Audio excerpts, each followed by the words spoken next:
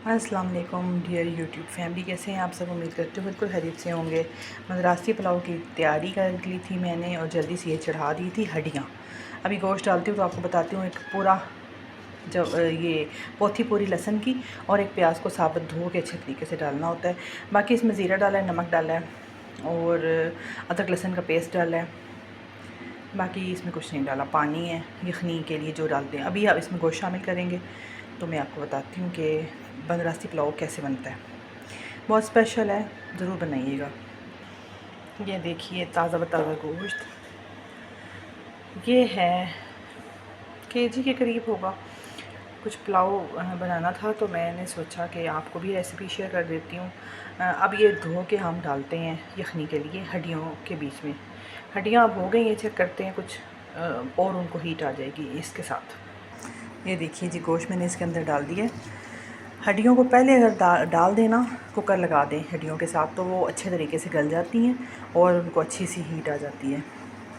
उससे ये फ़ायदा होता है कि पुलाव बहुत अच्छा बनता है। हमेशा जब पुलाव बनाएं तो हड्डियाँ ज़रूर यूज़ करें। उनको आप पहले से हीट दे दें 15 मिनट 20 मिनट, उसके बाद गोश्त डाल दें।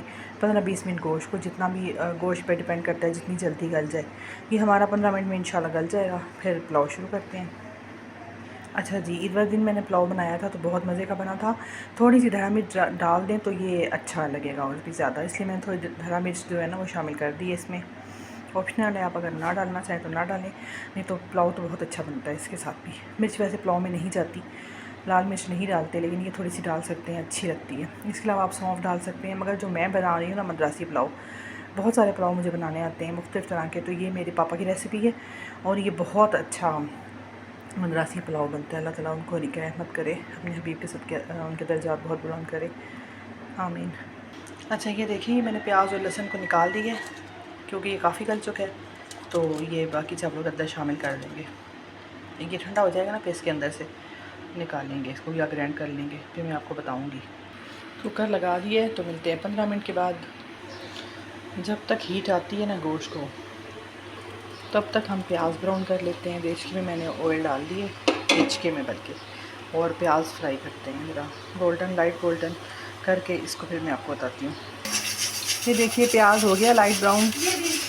ये देखिए ऐसे 1 टीस्पून इसमें से लिया और फ्राई प्याज में डाल दिया। ये बिस्मिल्लाहिर्रहमानिर्रहीम। ये देखिए अदरक लहसुन को थोड़ा सा भून के गोश्त डालते हैं इसके अंदर। गोश्त गल चुका है, शुरू कर लेते हैं। ये देखिए अच्छा, जो हड्डियाँ इस तरह की निकल आए ना वो निकाल दें, अलग हो जाएंगे गोश्त से।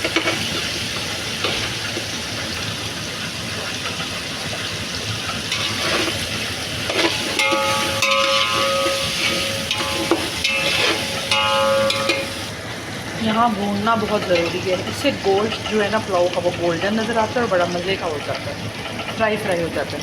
ये देखिए काफ़ी अच्छा हो गया है। इसमें यखनी ऐड करते हैं। यखनी ऐड कर ली, इसको छिलका इसका ऊपर वाला रिमूव कर लेते हैं। ये पूंछ रिमूव कर देते हैं। ये प्याज वाला हिस्सा जो है ना ये भी रिमूव कर लेते। चावलों में डालना हो ना तो आप इसको इस तरह करके ना हाथ से कुचल लें, ऐसे ऐसे करके, या फिर ग्राइंडर में डाल के पीस लें। वैसे इस तरह ही गल जाएगा, इस चावलों के अंदर अच्छा लगेगा। चलो यखनी में डालते हैं। देखिए उबाल आ गया। मैंने ना 1 टमाटर बारीक बारीक काट के डाल दिया था, वैसे इसमें टमाटर नहीं जाता। ईद वाले दिन मैंने डाला था तो गोश्त का पुलाव बहुत ही अच्छा बना था। बिस्मिल्लाहिर्रहमानिर्रहीम। ये भी डाल देते हैं। अच्छा नमक मैंने टेस्ट किया है तो नमक कम था। गरम मसाले का भी पेस्ट वो डाल देते हैं पाउडर, नमक मैंने ऐड किया है। अब चावल जब आधे उबल जाए ना, दोबारा नमक चेक करना है। ये देखिए चावल मेरे पास बिल्कुल वाइट हो चुके हैं, ये भिगे हुए हैं। 40 मिनट तक इनको मैंने भिगोया है। स्टीम राइस है ये, झाग ख़त्म हो गई है। अब इसमें डालते हैं चावल। चावल डाल दिए, हिला दिया हल्का सा, बस अब बॉयल आता है तो पानी सोख होने का इंतज़ार करते हैं। पानी तकरीबन खुश्क हो चुका है, दम लगा देते हैं। थोड़ी तेज़ आंच पर दम लगा दिए। अभी थोड़ी आंच तेज़ है क्योंकि ये पानी जल्दी से सोख हो जाएगा। ये देखिए जी, बिस्मिल्लाह दम हो गया है। ये देखिए कितने प्यारे चावल बने हैं। बिस्मिल्लाहिर्रहमानिर्रहीम, हिला लेते हैं।